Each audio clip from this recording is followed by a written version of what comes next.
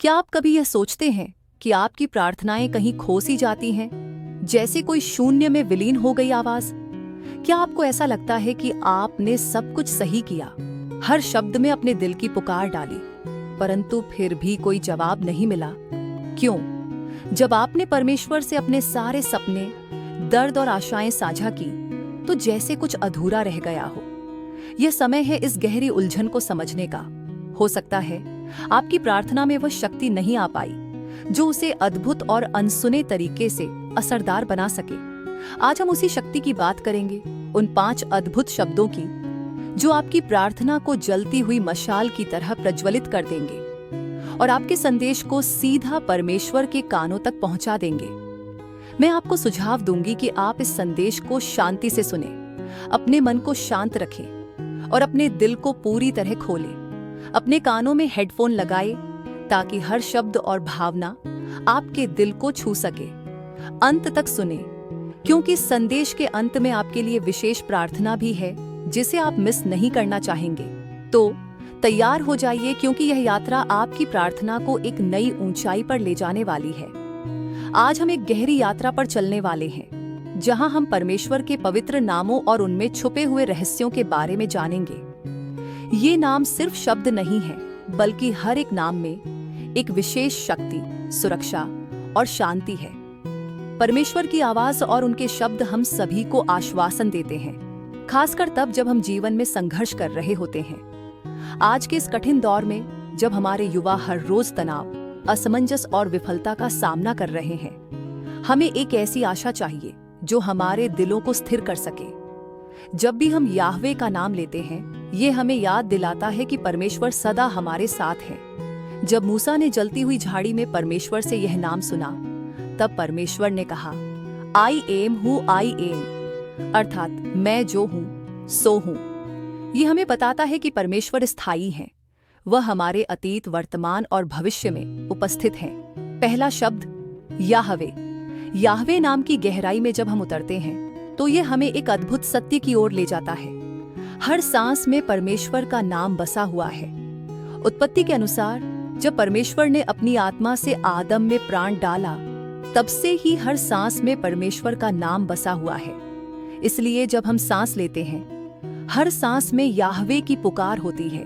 यह वही परमेश्वर है जो कहता है, मत डर, क्योंकि मैं तेरे साथ हूं। दूसरा शब्द हसद। हमारे जीवन में एक और महत्वपूर्ण नाम आता है, हसद। इसका अर्थ है परमेश्वर का वह प्रेम और दया जो कभी समाप्त नहीं होती। यह वही प्रेम है जो हमें अनगिनत बार गिरने पर भी उठाता है। भजन संहिता 33 के 18 में लिखा है कि परमेश्वर उन पर कृपा दृष्टि करते हैं जो उसे खोजते हैं।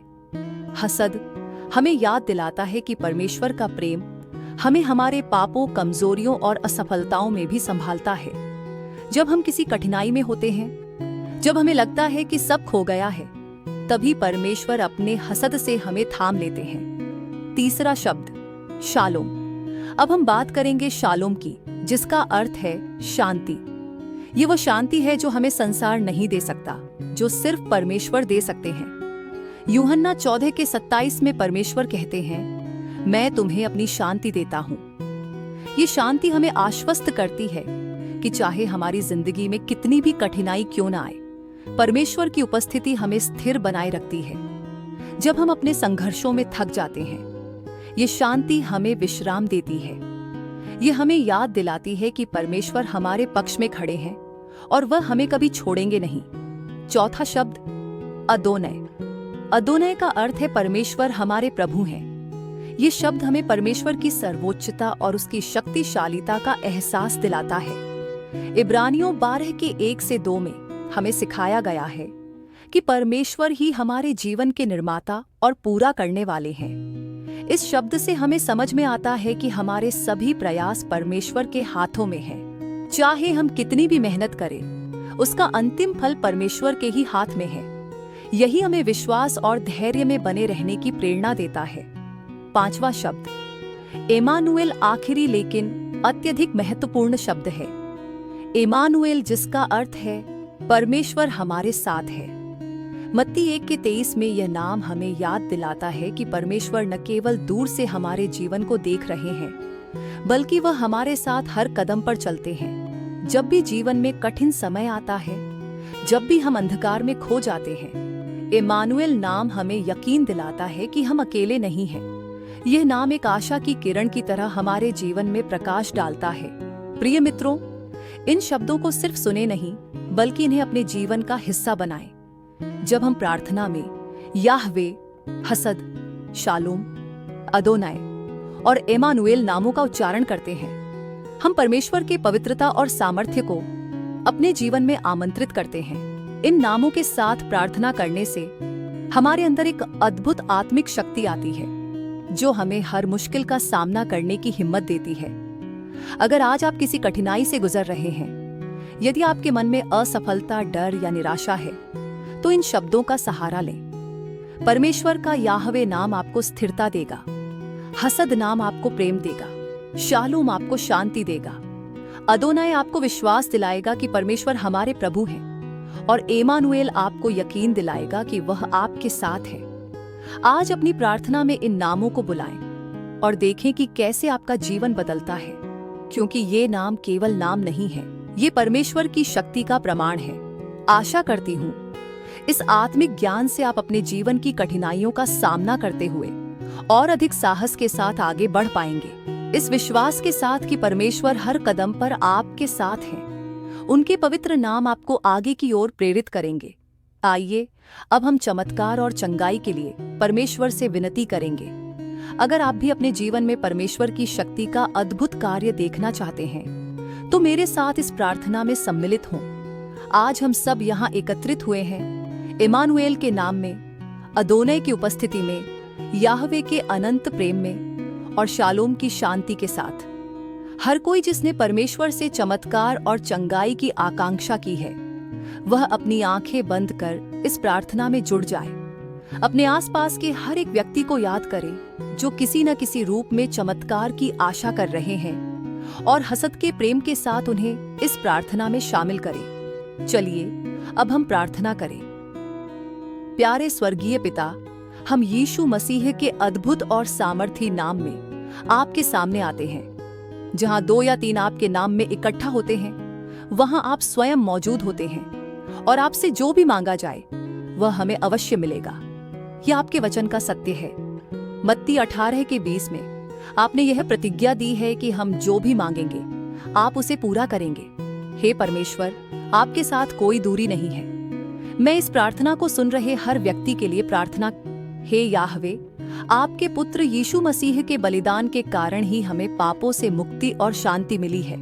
हिब्रू 8:12 में आपने कहा कि आप हमारे सभी पापों को भूल जाते हैं, हमें माफ कर देते हैं और हमें पूर्ण रूप से निर्मल करते हैं। हे प्रभु, जो भी व्यक्ति अपने पापों, अपने बीते समय और अपने मन में अपराध बोध से बोझिल है, मैं उनकी ओर से प्रार्थना करता हूँ। हे अदोनाय, उनके मन से हर मानसिक यातना को हटा दे। शैतान और उनकी खुद की सोच ने उन पर जो बंधन लगाए हैं उन्हें तोड़ दें। आप ही हैं जिन्होंने उन्हें क्षमा किया है, आप ही हैं जिन्होंने उन्हें आजाद किया है, और आप ही हैं जिन्होंने उनके बीते समय को भुला दिया है। पिता, यीशु के नाम में हम घोषणा करते हैं कि ये व्यक्ति अपने बीते समय से खुद को दोषित नहीं करेंगे, बल्कि आपकी अनुग्रह और दया में अपने जीवन को स्थिर रखेंगे। जब कोई उन्हें उनके बीते समय की याद दिलाएगा, तो वे आपकी दया और क्षमा को याद करेंगे, क्योंकि आपने उन्हें पहले ही माफ कर दिया है। प्रभु, धन्यवाद करते हैं कि आपने इनके पापों के हर प्रमाण को नष्ट कर दिया है। धन्यवाद करते हैं कि आपने इन्हें पूर्ण रूप से निर्दोष ठहराया है। धन्यवाद करते हैं कि आपने इन्हें आजाद किया है। ये व्यक्ति अब एक नई सृष्टि है। पुराना जीवन बीत गया है और सब कुछ नया हो गया है, जैसा कि आपके वचन में कहा गया है। 2 कुरिन्थियों 5:17। जब भी दुश्मन इन्हें आरोपित करने की कोशिश करेगा, तब ये परमेश्वर के हसद और अनुग्रह को याद करेंगे, क्योंकि यदि परमेश्वर इनके पक्ष में है तो फिर कौन इनके विरुद्ध हो सकता है। आपका निर्णय ही अंतिम है और आपने इन्हें पवित्र और निर्मल ठहराया है। हम यह सब विश्वास और आस्था के साथ मांगते हैं और यीशु के सामर्थी नाम में इन प्रार्थनाओं का उत्तर मिलने के लिए पहले से ही धन्यवाद करते हैं। प्रेम पूर्ण और अनुग्रहकारी एमानुएल के नाम में ये प्रार्थना करते हैं, आमीन।